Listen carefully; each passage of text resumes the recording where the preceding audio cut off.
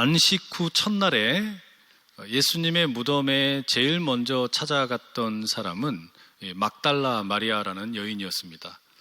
이 막달라 마리아라는 이 여인은 이 막달라라는 동네 출신입니다. 그러니까 막달라라는 것이 지명, 출신을 가리키는 말이겠죠. 이 막달라라는 지명은 갈릴리 호수 서편에 있는 마을로 알려져 있고, 그래서 막달라 마리아 그러면 막달라 출신 마리아, 이렇게 이제 우리가 알 수 있습니다. 왜 이렇게 했냐면 성경에 마리아라는 이름이 너무 많기 때문이에요. 그래서 어떤 마리아인지 좀 구별을 할 필요가 있어서 이렇게 부른 것이죠. 성경에 막달라 마리아에 대한 기록이 몇 군데 등장을 하는데, 누가복음 8장 2절에 보면 이 막달라 마리아가 본래 7 귀신이 들렸던 여인으로 소개되고 있습니다. 귀신이 하나도 아니고 7개씩이나 들어와 있으니까 얼마나 힘들었겠습니까? 그런데 예수님께서 그 여인을 만나주시고 그 귀신을 쫓아주시고 건강을 회복시켜 주십니다. 그래서 그게 너무 감사해서 막달라 마리아가 그때부터 그 갈릴리에서부터 예수님 돌아가시는 갈보리 십자가의 언덕까지 주님을 쫓아다니면서 돕고 후원하고 섬기는 일을 하게 됩니다. 요한복음 19장 25절은 그래서 이 막달라 마리아가 예수님이 십자가에 계실 때 그 곁에 있었던 몇 명 되지 않는 사람 중에 한 사람이었다, 이렇게 소개하고 있습니다.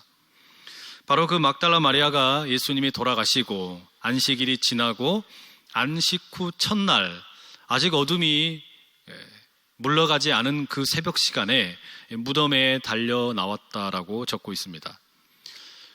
마리아는 왜 이렇게 어두운 시간에 무덤에 나왔을까요? 혹시 예수님께서 부활하실 것을 알고 무덤에 나왔을까요? 그건 아닙니다. 본문에 분명한 이유가 기록되어 있지는 않지만 아마도 예수님의 시체에 향유를 붓고 그렇게 돌보고 싶은 마음 때문이 아닐까 짐작을 해봅니다. 그런데 예수님의 그 무덤 앞에 나와 보니까 그 무덤 입구를 막고 있어야 할 돌이 굴려져 있는 겁니다. 돌이 굴려져 있는 것을 보고 마리아가 너무 당황을 하지요. 깜짝 놀랍니다.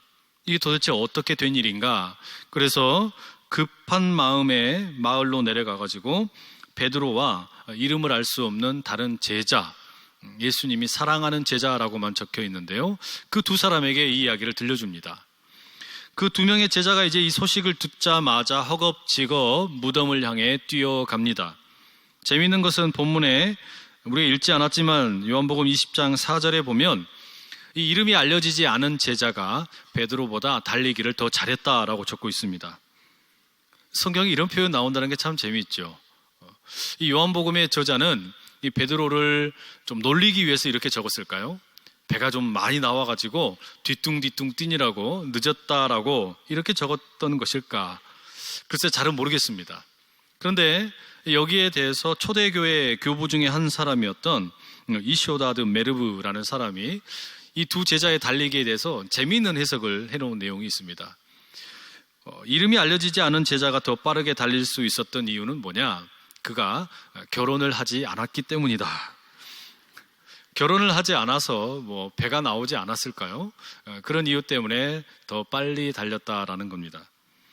이유야 어떻든 간에 이 이름 모를 제자가 먼저 무덤에 도착을 하게 되고 그 앞에 서는데요, 그런데 안으로 들어가지는 않고 망설이고 있습니다.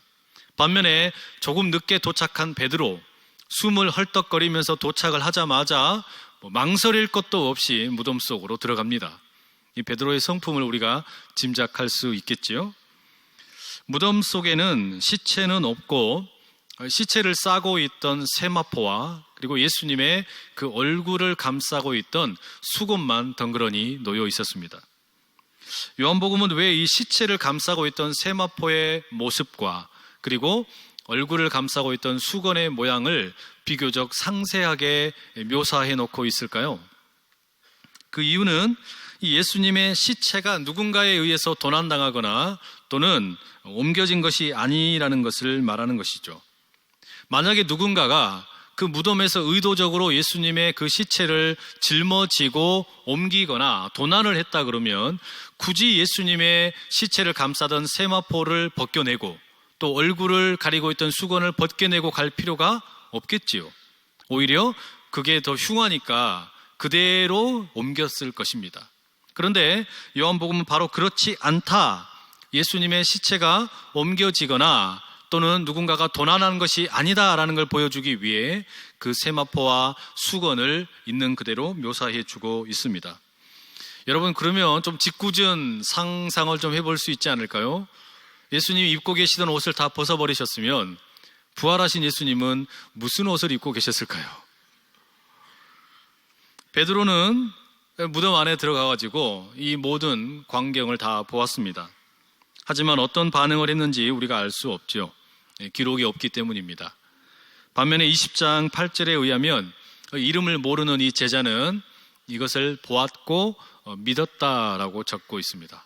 뭘 믿었는지는 말해주지 않죠. 이 두 사람은 별다른 움직임을 보여주지 않고 특별한 반응 없이 그저 집으로 다시 돌아갑니다. 이들이 마을에 내려간 다음에 다른 사람들에게 뭔가 자신들이 본 것을 또 이야기했다라는 기록도 나와 있지 않습니다. 하지만 오늘 우리가 읽은 이 본문의 막달라 마리아의 경우는 조금 다릅니다. 이 막달라 마리아의 이야기를 우리가 조금 더 자세히 함께 살펴보겠습니다. 본문 11절에 보면 무덤 밖에서 마리아는 울고만 있었습니다. 왜 울고 있습니까? 예수님의 시체가 사라졌기 때문입니다. 향유를 가져다가 상하고 찢긴 예수님의 그 몸을 좀 발라드리고 싶었는데 시체가 어디 갔는지 몰라서 염려하고 걱정하는 것이지요. 예수님께서 돌아가신 것도 서러워 죽겠는데 이제는 시체마저 찾을 수 없게 되었다라고 생각을 하니까 이 여인, 이 마리아의 마음이 무너지는 겁니다. 그래서 한없이 무덤 앞에서 통곡을 하며 울고 있었습니다. 도대체 어디에서 잃어버린 시체를 되찾을 수 있겠습니까? 막달라 마리아를 보십시오. 울면서 자신의 몸을 구부려서 무덤 속을 들여다봅니다. 예수님의 몸은 보이지 않고 거기에는 천사가 2명 있었습니다. 예수님의 시체가 놓여있던 곳, 한 명은 머리 쪽에, 또 한 명은 발 쪽에 앉아 있었습니다. 그런데 조금 특이한 것이 이 마리아가 천사들을 보고서도 전혀 놀랬다라는 또는 당황했다라는, 무서워했다라는 그런 기록이 하나도 없습니다. 천사를 만나면 그래도 좀 놀래줘야 되는 거 아니겠습니까? 좀 절도 정도는 해줘야 될 것 같은데 아무런 그런 반응이 없습니다. 누가복음 1장 11절에 보면 사가랴라는 제사장에게 천사가 나타나는 내용이 소개되죠. 이 사가랴에게 아들을 주시겠다라는 애언을 들려줍니다. 그 아들이 바로 세례 요한이지요. 그런데 이 사가랴가 누굽니까? 예수님에게, 하나님에게 날마다 예배를 하는 제사장입니다. 하나님을 날마다 예배하는 그 제사장 사가랴도 자신에게 찾아온 천사를 만나자 너무 무서워하고 당황했다라고 적고 있습니다. 그런데 오늘 본문의 이 마리아는 어떻게 이토록 영적으로 무지한 것일까요? 자기 앞에 지금 천상의 존재인 천사가 찾아왔는데도 도무지 왜 반응도 없고 놀라지도 않고 무서워하지도 않는 것일까요? 그 이유는 이 여인의 염려가 너무 크기 때문입니다. 걱정이 너무 크기 때문입니다. 염려가 너무 커버리게 되면 내 눈앞에 아무리 위대한 존재가 나타나고 정치 지도자가 나타나고 심지어 대통령이 나타나도 무서워하거나 떨거나 두려워하지 않습니다. 그냥 지금 내게 염려되는 일, 그것만 떠오른다, 이런 말이죠.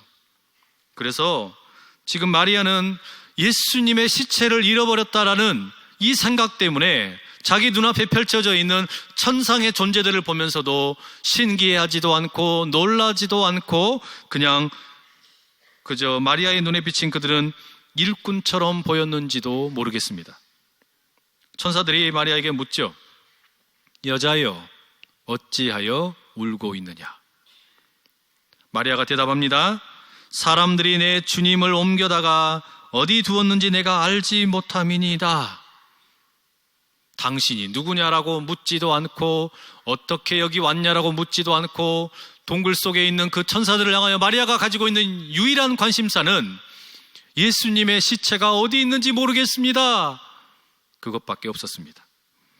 시체를 잃어버렸다는 그 염려와 걱정이 가득한 상황이지요. 십자가에 달려 비참하게 돌아가신 것도 서러운데 이제 그 시체도 찾을 길이 없어서 마리아는 그렇게 슬피 울며 염려하고 있었습니다. 시신을 어떻게 찾을까 염려하는 막달라 마리아의 모습은 오늘 우리에게도 있습니다. 우리 모두는 정도의 차이는 있을지 모르지만 다양한 종류의 염려를 안고 살아갑니다. 늘 그런 염려와 뒹굴며 사는 것이 현실이지요. 그런데 성경에 보면 주님께서는 우리가 염려하는 것에 대해서 조금은 매몰차게 말씀하십니다. 마태복음 6장 31절 이렇게 말씀하시죠. 그러므로 염려하여 이르기를 무엇을 먹을까, 무엇을 마실까, 무엇을 입을까 하지 말라. 빌립보서 4장 6절에서 바울도 비슷한 이야기를 합니다. 아무것도 염려하지 말고 다만 모든 일에 기도와 간구로 너희 구할 것을 감사함으로 하나님께 아뢰라. 성경은 우리에게 염려하지 말고 걱정하지 말고 그냥 기도하며 살아라 라고 말하는데 이게 과연 쉽습니까? 그럼 우리 주님께서는 어떻게 우리의 이 염려의 뿌리가 되는 불안, 그 불안의 뿌리가 되는 한정적인 문제를 해결해 주십니까? 어떻게 무덤 앞에서 울고 있고 천사를 만났으면서도 아무것도 모른 채 그저 울고만 있는 막달라 마리아의 그 염려를 우리 주님께서는 해결해 주고 계십니까? 본문을 한번 보시죠. 마리아가 천사들과 함께 이야기를 나누는 중에 뒤에서 인기척이 느껴지게 됩니다. 그래서 뒤를 돌아봤더니 거기에 주님이 서 계십니다. 마리아는 부활이라고 하는 것에 대해서는 상상도 하지 못했기 때문에 지금 자기 뒤에 서 있는 그분이 예수 그리스도이실 거라고는 생각도 못하지요. 그래서 단지 그분은 무덤을 돌보는 동산지기인 줄로만 생각을 하게 됩니다. 뒤에 있던 그분이 묻습니다. 여자여, 어찌하여 울며 누구를 찾고 있느냐? 마리아가 대답을 합니다. 무덤을 돌보시는 분입니까? 그렇다면 혹시 여기에 누워있던 시체를 보신 적은 없습니까? 혹시라도 옮기셨다면 그 시체를 제가 가져갈 테니 허락해 주십시오. 자신이 누구랑 이야기하는 줄도 모르고 막달라 마리아는 힘없이 대답을 했습니다. 그런데 주님께서 말씀하시죠. 마리아야, 마리아야. 예수님의 입에서 나온 그 목소리가 공중의 공기에 진동을 일으키고 그 소리가 마리아의 귀, 청각기관을 울리고 뇌에서 이 목소리의 정체가 누구인가를 깨달을 때까지 얼마의 시간이 걸렸을까요? 찰나의 시간이 흐른 후에 마리아가 갑자기 벼랑간 눈이 번쩍 뜨이고 갑자기 너무 놀라서 소리를 지릅니다. 이건 주님의 목소리다. 마리아야! 부르시는 그 주님의 음성을 듣자마자 깨달음과 함께 너무 놀라서 부릅니다. 라보니, 나의 선생님! 그러면서 예수님을 붙들게 되지요. 마리아가 가지고 있던 염려는 그 순간에 완전히 녹아 없어져 버렸습니다. 봄볕에 꽁꽁 얼어있던 얼음이 다 녹아내어버린 것처럼 마리아의 염려와 걱정이 사라졌습니다. 눈물이 사라졌고 슬픔도 사라졌습니다. 이른 새벽 주님 몸에 향유를 바르려고 무덤에 달려왔다가 사라진 주님의 시체 때문에 걱정하며 염려하던 모든 마리아의 근심이, 염려가 통곡하던 것이 사라진 줄로 믿습니다. 눈물과 함께 어두웠던 그 그림자, 마음의 그림자까지 다 거두어 주신 부활의 주님이십니다. 여러분, 우리의 염려도 부활의 주님을 만나게 되면 마리아야 라고 부르셨던 그 주님이 우리에게 찾아오셔서 요한아, 김집사야, 이집사야 그렇게 부르시게 될 때 우리 각자의 이름을 듣게 되면 우리의 염려가 녹아 없어지게 될 줄로 믿습니다. 여러분, 그런데 이 변화를 가만 잘 생각을 해봐야 됩니다. 마리아는 지금 부활하신 예수님을 만나서 자기가 염려하고 있던 그 죽으신 예수님의 십체가 사라진 그 염려가 완전히 사라지게 되었지만, 우리 주님께서 우리를 향하여 이름을 부르실 때 때로 우리는 삶의 문제가 그대로 있는 것을 경험할 때가 많습니다. 주님이 내 음성 부르셨지만 잃어버린 시체를 아직 찾은 것도 아니고, 병든 몸이 아직 회복된 것도 아니고, 절망적인 취업난이 해결되는 것도 아니고, 집을 나간 자녀가 아직 돌아오지도 못했고, 가정과 사업장의 어려움이 곧장 해결되지도 않습니다. 그런데 왜 우리는 부활하신 주님이 내 이름을 불러주실 때 그 염려가 사라진다라고 말하고 있습니까?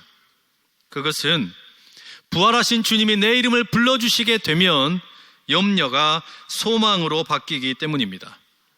부활하신 주님이 나의 이름을 불러주시고 내 이름을 귀하게 여겨주시면 내 염려가 부활의 옷을 입어 소망이 된다라는 것이죠.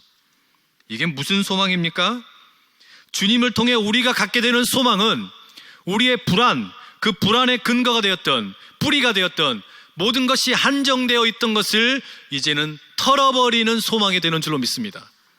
우리가 세상에 사는 동안에 염려하는 이유, 사랑이 한정되어 있고, 돈이 한정되어 있고, 땅이 한정되어 있고, 집도 한정되어 있고, 관계도 한정되어 있고, 신뢰도 한정되어 있고, 모든 것이 한정되어 있고, 이 몸마저도 한정되어 있는데, 부활의 주님을 만났다는 것이 무슨 말입니까? 이 한정된 것을 넘어서서 무한하신 하나님을 만나게 되는 일인 줄로 믿습니다. 무한하신 하나님을 만나놓고 보니 나의 사랑은 한정되어 있고 상대방의 사랑은 한정되어 있지만 우리 하나님의 사랑은 무한한 사랑인 줄로 믿습니다. 우리가 먹고 살기 위해서 필요한 모든 재물과 재화들은 이 땅에 사는 동안의 모든 것이 다 한정되어 있지만, 오병이어의 기적을 일으키셨던 그 주님의 그 능력은 무한한 기적인 줄로 믿습니다.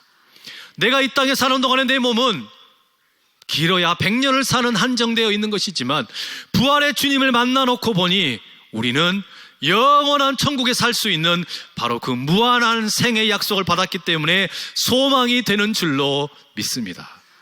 이것이 우리가 주님의 부르심을 듣게 될 때 경험하게 되는 참된 염려의 사라짐인 줄로 믿습니다. 그래서 우리 주님 말씀하시는 거예요. 그 부활하신 주님을 만나게 되면 사랑의 결핍도 문제가 되지 않고, 기대의 한계도 문제가 되지 않고, 속물 근성도 문제가 되지 않고, 능력으로 평가하는 능력주의도 문제가 되지 않고, 불안함도 문제가 되지 않고, 이제 우리는 그 부활의 능력을 힘입어서 소망을 가지고 살게 되는 줄로 믿습니다. 마리아를 보십시오. 마리아는 겨우 찾고 싶었던 것이 잃어버린 주님의 시체였습니다. 죽은 줄만 알았던 주님이 살아나셨습니다. 이 말은 그 주님의 부활을 통해 우리 육체의 한계가 뛰어넘었음을 말하고 있습니다. 부활을 목격한 후에 이제 마리아에게는 행복한 고민, 행복한 염려만 남았습니다. 도대체 이 소식을 어떻게 제자들에게 전할 수 있을까? 어떻게 이 말도 되지 않는 일을 나누어 줄 수 있을까? 이게 이제는 마리아에게 새롭게 생겨난 염려가 되었다는 것이죠. 우리가 주님을 만나게 되면 이 일을 경험하게 됩니다. 부활은 능력이고 실제이고 죽음을 생명으로 바꾸는 하늘의 소망인 줄로 믿습니다. 우리는 바로 이것을 가지고 이 부활을 일상으로 살아내고 싶은 것이죠. 여러분, 이게 무슨 말일까요? 자녀에 대해서 가지고 있었던 염려, 걱정, 근심, 바로 그 자녀에 대한 염려에 부활의 옷을 입히십시오. 그러면 자녀를 향한 하나님의 무한한 가능성이 시작될 것입니다. 직장을 구하지 못하던 그 염려에 부활의 옷을 입히십시오. 그러면 그저 먹고 살기 위해서 일터를 구하던 것이 이제는 하나님의 영광을 구하며 나가는, 하나님의 능력을 경험하기 원하는, 하늘의 은총을 경험하는 현장을 경험하게 되는 소망이 되는 줄로 믿습니다. 남편에 대한 염려, 신뢰를 잃어버린 염려, 거기에 부활의 옷을 입히십시오. 그러면 내 생각으로는 도저히 불가능했던 일이 주님의 부활 소망 때문에 고목나무에서 새롭게 잎사귀가 피어나듯이 새로운 일이 일어나게 될 줄로 믿습니다. 우리가 진정 들어야 될 것은 염려의 소리나 걱정의 소리나 불안한 소리나 근심이 아니라 마리아야 부르시면서 부활의 약속을 주셨던 우리 주님의 음성인 줄로 믿습니다. 은혜가 풍성하신 하나님, 바로 그 하나님 때문에 우리가 새롭게 일어날 수 있기를 축복합니다. 평소에 염려가 많은 우리 아들에게 저도 하루는 이야기를 들려줘야겠다라는 생각이 들어서 함께 침대에 누워서 저의 비밀 이야기를 들려주었습니다. 정준아, 네가 근심도 많고 염려도 많고 걱정도 참 많구나. 그런데 네 모습을 보니까 꼭 아빠를 보는 것 같다. 아빠도 사실은 말을 하지 않았지만 염려도 많고 걱정도 많고 근심도 너무 많단다. 아빠는 뉴스를 보다가 북한이 미사일 연습했다는 소식이 들리면 전쟁이 나는 것은 아닐까 염려가 된다. 혹시라도 전쟁이 나면 저 미사일이 우리 집에만 떨어지는 건 아닐까 염려가 된다. 저 미사일이 혹시 날아가서 핵 발전소를 때리면 어떡할까 염려가 된다. 정준아, 아빠는 지금도 높은 빌딩이 있는 곳을 지나갈 때는 하늘을 쳐다본단다. 왜냐하면 저 하늘 위에서, 빌딩 위에서 무언가가 떨어질까가 염려되기 때문이다. 그래서 아빠는 피하고 싶어서 그 위에를 쳐다보고 다닌다. 아들아, 우리 집에서는 사고도 많고 또 아픈 분들도 얼마나 많았냐. 그래서 아빠는 지금도 자동차를 운전할 때마다 걱정되고 염려가 된다. 그리고 가족의 식구들 중에 누구라도 아프다는 말을 들으면 겁이 난다. 그래서 다른 때는 가만히 있다가도 누가 아프다는 소식만 들리면 괜히 더 화가 난다. 근데 아들아, 이제 우리가 이 염려에 부활의 옷을 입혀보자. 부활의 옷을 입히고 소망을 품고 기도해보자. 예수님께서 정준이를 불러주시면 그 염려가, 그 걱정이, 그 근심이 이제는 소망으로 바뀌게 될 것이다. 그러니 우리가 염려되고 걱정되고 근심되는 거 있으면 하나님께 아뢰고 기도하자. 그리고 아빠에게도 말해주라. 그럼 우리가 함께 같이 기도하면 좋지 않겠니? 사랑하는 성도 여러분, 부활을 만나고 경험한 우리의 염려는 새롭게 바뀌었습니다. 바뀔 것입니다. 한계가 없는 주님 때문에 불안도, 염려도, 걱정도, 근심도 이제는 더 이상 한정된 것 때문에 싸우고 다투는 것이 아니라 무한하신 우리 주님의 사랑 때문에, 무한하신 주님의 능력 때문에 새로운 은혜를 덧입게 될 줄로 믿습니다. 여러분, 지금 저는 이제 새로운 염려를 갖고 있어요. 무한하신 우리 주님께서, 부활하신 주님께서 우리 교회에 너무 많은 성도님들을 보내시면 어떻게 할까? 우리 교회에 성도님들이 너무 많이 오셔가지고 교회에 주차장이 모자란데 주차를 어떻게 하면 좋을까? 다음 세대의 청소년들이 너무 많이 와가지고 예배를 드릴 곳이 없으면 어떡할까? 어린아이들이 예배를 너무 많이 드리고 난 다음에 갈 곳이 없어서 아이들이 있어야 할 곳을 마련해야 될 텐데 어떻게 마련을 할까? 안산시 경제가 살아나가지고 살기 좋은 동네가 되어가지고 너도 나도 여기서 살겠다고 수많은 사람들이 몰려들면 어떡할까? 이런 행복한 고민, 행복한 염려가 부활을 경험한 저와 여러분에게 가득하기를 간절히 축복합니다.